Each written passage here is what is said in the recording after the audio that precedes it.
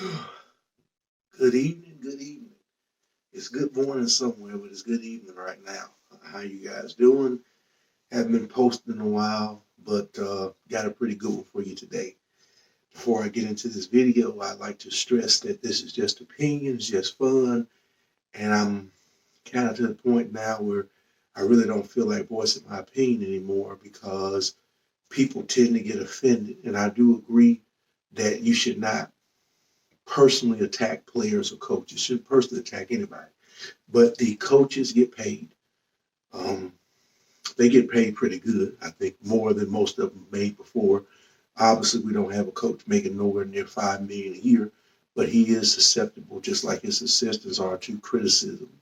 The players, the scholarship is paid for by the boosters, and they have the NIL, so they're open to criticism. I don't think personal attacks are fair to anybody, but criticism is part of being American and having a voice, having a Second Amendment and the First Amendment and the freedom to assemble.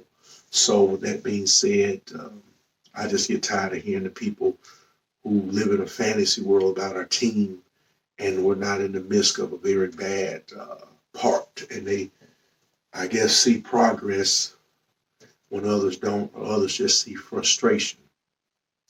So I haven't really done a lot of videos. I may do one and not even post it just because I don't really care to, engage in that type of just not respecting each other's opinion. You can agree to disagree. But anywho, besides that, I do not accept or condone the actions of the boosters and administration in destroying the Doak Campbell Stadium, the desecration of Doak Campbell Stadium, as you would call. So I'm very, very frustrated with that because we have such a beautiful stadium and it's a college football stadium. It's not an NFL stadium and they want to destroy that. With that being said, I got a great video for you guys today. I've done a little research, went to many media guys I have, but the last one I have, I think, is 2019. I don't even know if we made one in 20, and I got this one on the way. It should be here soon. Now, this is about quarterbacks, and I did a top 10 quarterback list in FSU history, talking about our quarterbacks, and it's not just statistical. It's not just the numbers. I look at the impact the quarterback made as well as his play, who he played, how he played. And I think some people will probably look and say, well, let's just look at the record, look at the numbers. But if that's the case, and even though I made a video and I always will defend Chris Ricks would be ranked in the top 3 or 4 quarterbacks all time in FSU history because he has the statistical numbers to prove it. Even though that's not the case, I think he's top 10 and he is on this list, but he's definitely not in the top 3. So I'm not going to hold you guys up. If you like what I talk about, have any ideas or anything you'd like me to speak on, subscribe to the channel, like and comment. I try to do some things. I got some videos coming where I'm going to do different positions as far as every position at Florida State. I'm also going to do a top 30 college and a top 15 NFL, and that's every position.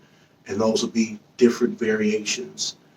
So it's going to be pretty fun. And just remember, this is opinion. This is my opinion, so don't get mad if you're a former player, you're a diehard fan. Some of these names you probably won't remember. Some of them you will. Older fans, you definitely remember all of them. Younger fans, you may not. But go to the tablet here.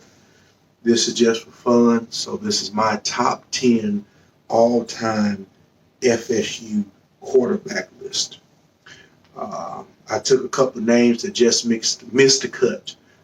Stockstill, Ponder, Chip Ferguson, and Casey Weldon just missed my top 10. If I did a top 15 or top 30, they would definitely be in it. So I got coming in at number 10, I got Gary Hoof. The reason why I have him in the top 10 is simply because Gary Hoof in 1972 passed for 2,893 yards. And he was preceded by his 1971 total of 2,000 736 yards. So in the 70s, in college, I don't even think they played 10 regular season games. That's pretty good. So I got him at number 10. Number 9, I got a familiar name to some of the older fans, Tom Willis, who ranks number 8 all-time in single season yardage with 3,124 yards in 1989. He also is backed up by an 11-2 record, and he's 20th in the single season touchdown list with 20 touchdowns in 1989.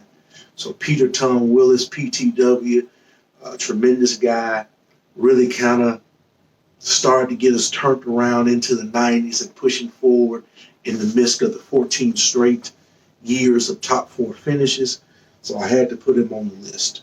Number 8, one of my favorite guys. I did a video about him before. Him, Adrian McPherson, Xavier Lee, and Drew Weatherford. And I really truly feel like if Bobby Bowden didn't make the mistake, which we're human, we make mistakes, he hired the right quarterback coach and the right offensive coordinator 2002, 2003, and 2004. They could at least won one national championship out of those years because Chris Ricks was very talented. So he's my 8th quarterback all time, and he's got the number 9 single season total with 3,107 yards in 2003.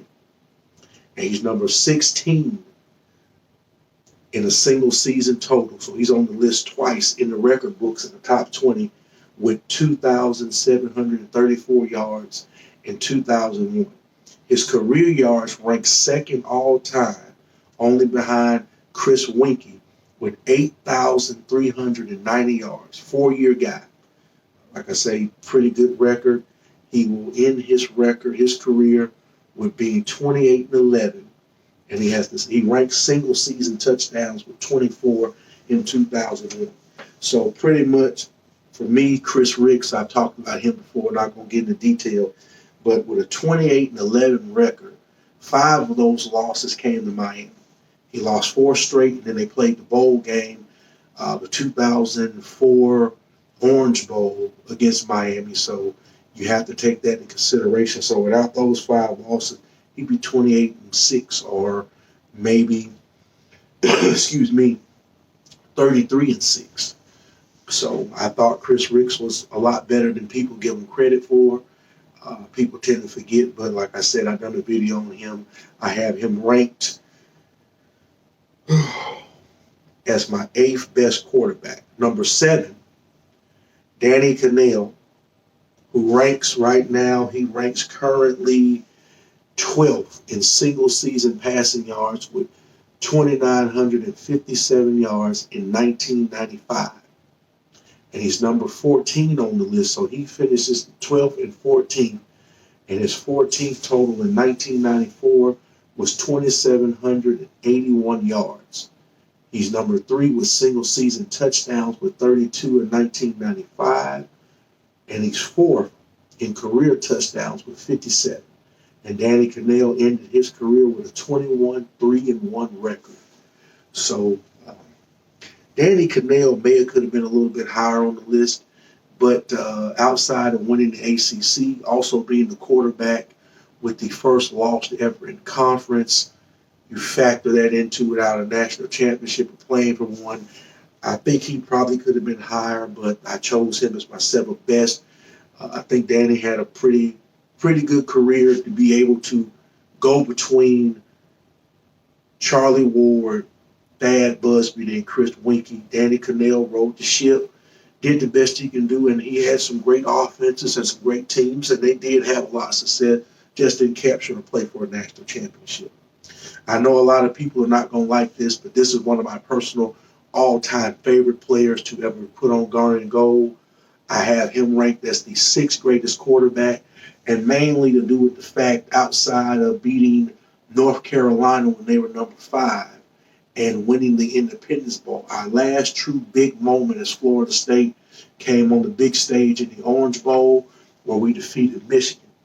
And the quarterback I have is DeAndre Francois with a 14-9 record. And I think that kind of gets exaggerated because after he came back off his knee injury, the coaching staff was different and he had a different team, a different focus. And pretty much we weren't any good anymore. We really struggled, and he paid the price for it with a offensive line that was really terrible. And it really, to say, even in 2016, the offensive line was bad, but he was able to overcome that. So he has a 14-9 record. Oh, God. He has 9 recorded 300-yard games, and his best game of all time came against Ole Miss, where he put up 419-yard passing. He ranks number 5 in single season yards with 3,350 in 2016. He also ranked 17 in 2018, which was his last year, with 2,731. I think at that point in time, Willie may have tried to blame him or use him as the scapegoat for the bad year and got rid of him. And then come to find out it was all a hoax and she lied, but he had got rid of him and he moved on. So with that being said, he ranks 9th all time in career yards with 6,291, and he's tied for 16 in single season touchdowns with 20 in 2016. And he's 14th all time in career touchdowns with 36. So I have DeAndre Francois at number 6. Now we're starting to heat up a little bit, and we're about halfway there. I have Thad Busby as the 5th greatest quarterback in Florida State history. Tremendous record. Thad Busby only lost 2 games. 2 games, both to Florida, and a very pivotal moment in Seminole history. 1996, number 1 versus number 2, sold out Doak Campbell Stadium. Ball control. Warrick Dunn had a big game, control passing attack, defense dominated, and we beat Florida, went to number 1. Well, Florida wins the SEC championship, and we draw them in a rematch. And really, in the 90s, one of the rare games that Mickey and Bobby got out-coached and out-schemed. If you know anything about this, that Sugar Bowl that year in New Orleans, Florida State led the nation in sacks. They hit Danny Werfel a lot. Well, Steve Spurrier makes the adjustment and goes to the gun, quick passing. Fred Taylor had another monster game, and our defensive line and linebackers were neutralized. Secondary got exposed, and Florida ended up putting it on us in the Sugar Bowl. Warrick Dunn's last game in his home state, and we lost the national championship. So that was one opportunity Bobby Bowden had to go undefeated. We get the rematch. Florida didn't have a great season in 1997. We actually come in as number 1. We have a 4-point lead, I think, with less than 2 minutes to go. And kind of like the Miami game in 2000, you just feel like Mickey and the guys on defense are going to get a stop, get off the field. Offense is going to put the game away, and obviously we would have won the national championship. And really, this loss is what started the BCS. After Florida State lost, Florida State ended up destroying Ohio State in the Sugar Bowl and tried to get back in the argument with Michigan and Nebraska for the national title. And after 1997, we moved to where number 1 plays number 2, and that's what started the Bowl Championship Series. And I will get into that in just a few minutes. But Thad Busby was 21-2, and he ranks number 6 in single season passing yards. In 1997, he passed for 3,317 yards. He ranks 10th all-time in career passing yards with 5,916.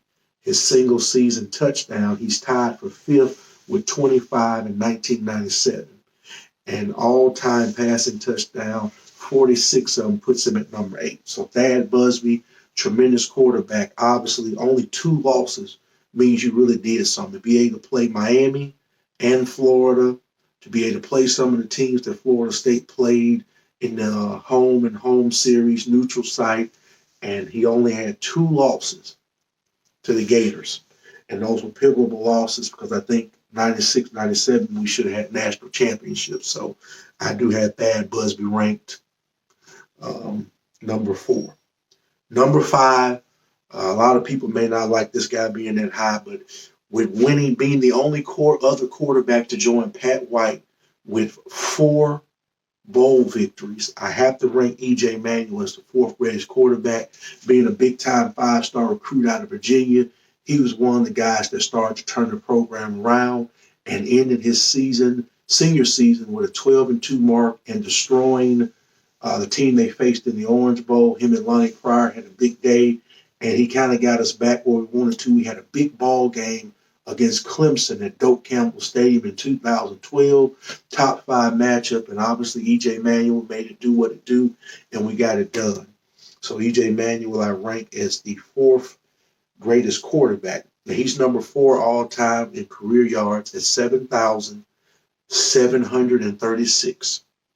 He ranks number 4 in single season with 3,393 yards in 2012. He ranks 19th all time in single season with 2,666 yards. So he's on the list twice. He's one of the quarterbacks that had a couple of good seasons in the single season total in our record book. So he's on there twice. He's number 11 all time in single season touchdowns with 23 in 2012. Career touchdowns, he's 7th all time with 47. And he walked away from Tallahassee after the Orange Bowl victory with a 25-6 record. So tremendous job, E.J. Manuel. Now we get to the top 3.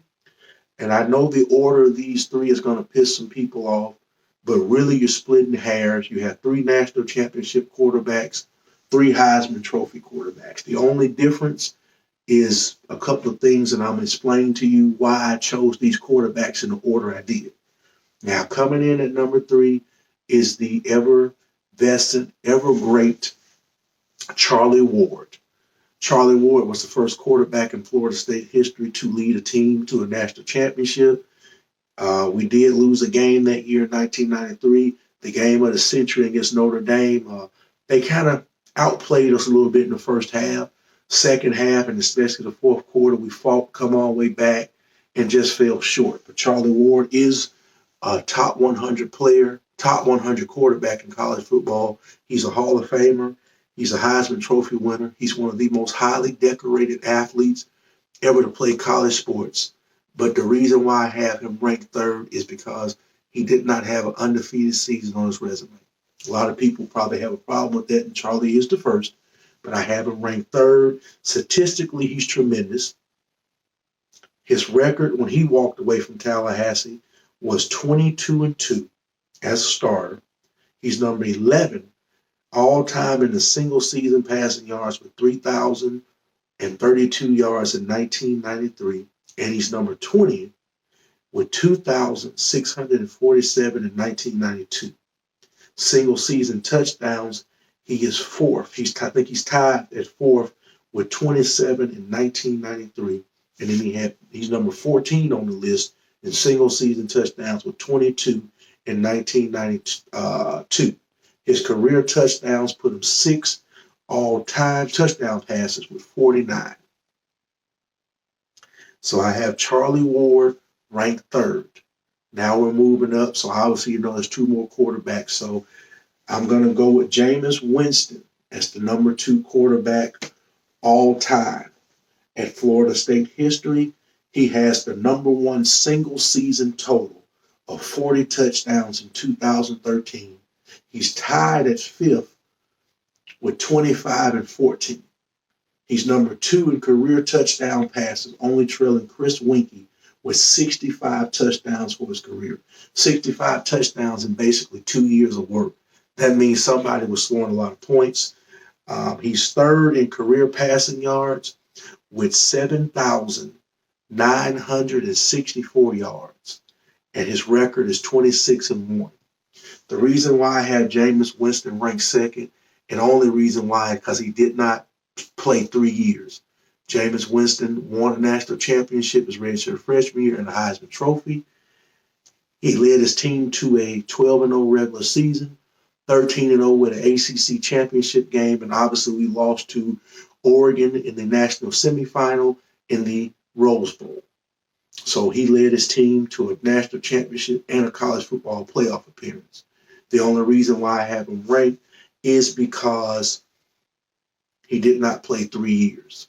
If him or DeAndre Francois gets 3, and I think Francois would have came back and got 4, they would have literally rewrote the history book, the record book, and I would have to rank them higher. So that's the only reason why.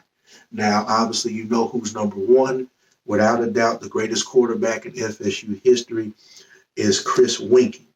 He holds the single season record, which is number 1 all time for a single season in Florida State with 4,164 yards, which was set in 2000. He holds the career passing yardage for a career with 9,839 yards. Career touchdowns, he is number 1 with 79 touchdown passes.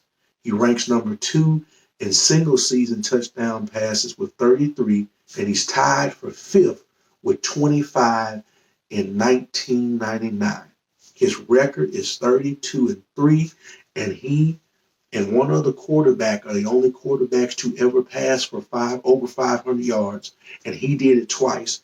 And the biggest one he had was 536 yards against Duke. The only reason why Chris Winke not only I have ranked number 1 is, first of all, he had the first undefeated season. That means they went undefeated the entire season and capped it off with a national championship. First team in college football to go wire to wire. Means they started number 1 and ended number 1. He also is the leader on the team that went to 3 straight BCS national championship, Fiesta Bowl, which if he plays in the Fiesta Bowl, I think we beat Tennessee by 28 points. Easy. Florida State got punched in the mouth twice. T. Martin, Peerless Price, and even with a bag up third-string quarterback, Marcus Outson, we only lose by, I think, 6 or 7 points. And we got forced a turnover. Had the ball. He tried to force it to Warwick again with less than a minute to go. Got intercepted. That's how Tennessee won. If he could have put some magic together in that last drive, we would have won the game. So essentially, we played in 3 national championships. Now, I can't really say what happened in the Orange Bowl because Oklahoma, it was just a bad night. Now, one thing I will ask the question to you guys is, who do you think had the best receiver corps? I think Charlie Ward had a talented receiver corps, but I think by far Winke and Winston had much better receivers. And I think Winke's at the top with receiving corps. Obviously, we know Winston had Calvin Benjamin, the truly great, everlasting Rashard Green, Shaw, Amon Lane, Travis Rudolph, the best tight end in Florida State history, Nick O'Leary. He had maybe better running backs, but I would have to say hands down, Chris Winke receiver corps was loaded from top to bottom. Not only did you have the chosen one, Peter Warwick, Marvin Snoop Menace, Ron Dugans, who had a big game in the loss to Tennessee in the national championship game, Lavernius Coles, Anquan Bolden. You had A. Truce Bell, who was an absolute terror. You had Talvin Gardner, Javon Walker, Robert Morgan, Jermaine Stringer. I mean, I can name more if you want me to, but I think Winke had a truly special receiver corps, and he did. I think he really found the offense in 1999 and had, like I say, obviously the stats don't lie. He had a tremendous season, but his senior season, Bobby Bowden, Mark Richt just let him run it. They let him literally go out there, and outside of Miami, which he had a monster game against the Hurricanes, we just fell short. But I mean, Winke was lighting up every week. I mean, Winke was killing guys. I mean, him and Snoop Menace hitting Bolden, they were putting on a clinic. You look at some of the highlights, A. Truce Bell was eating guys up. Winke looked like just at another level. So that's why I have him ranked number 1, and I think he had the best receiver corps overall in Florida State history, and he did the most with them. You cannot dispute Lawrence Dawsey and those guys. I can't really say nothing bad about Calvin Benjamin and that group Jameis Winston had. But if you look back in the annals of history, 1998, 1999, 2000, Winke had some monster NFL caliber receivers, talent stacked on talent, and he went for the jugular every play. I mean, he had guys like Warwick and Menace that could just catch a little pass and then they're going to the house. World-class speed and Talbot Gardner, a bruiser and Anquan Bolden. He had weapons. He had Robert Morgan. Only thing Winke was missing was a certified tight end. So that's my list of the top 10 greatest quarterbacks in FSU history. Comment on it. Let me know what y'all think. Maybe I got somebody ranked too high. Maybe somebody should have been in there. Somebody should have been left off. But those were my personal picks, my opinion, as the 10 best quarterbacks to ever put on garnet and gold. And most of those guys gave it their all. I really wish I could have ranked Xavier Lee, but he's not accredited with a 300-yard game because every 100-yard receiver, every 100-yard running back, and every 300-yard quarterback is ranked in our record book. And it shows every game from 300 all the way up to Chris Winke's over 500 yards. There's only 3 quarterbacks that pass 500 yards in FSU history. So Xavier Lee is not on the list. He's one of my favorite players. I just hate things didn't work out for him or Adrian McPherson. Drew Weatherford just missed the cut. I would put him in the top 30, but I don't think he was better than McPherson or Xavier Lee. But Drew Weatherford, again, better coaching. He had tremendous talent around him. He did do some big things. He was the quarterback that won the first ACC championship. But overall, some guys you can't rank because they just don't have any statistics. And it's not fair to guys that have numbers and really played. So that's why I rank this. This is my ranking. Like I say again, my opinion. If you guys like this or don't like it, let me know. But next up, I'm going to be doing the top 10 wide receivers in FSU history all time. So hopefully y'all will tune into that, and we're going to have some more fun. You guys be safe. Go Noles. NC State coming up. Hopefully we can get it done. I just got off work. It's late. Wore out, but it is what it is. It's life. Y'all be good.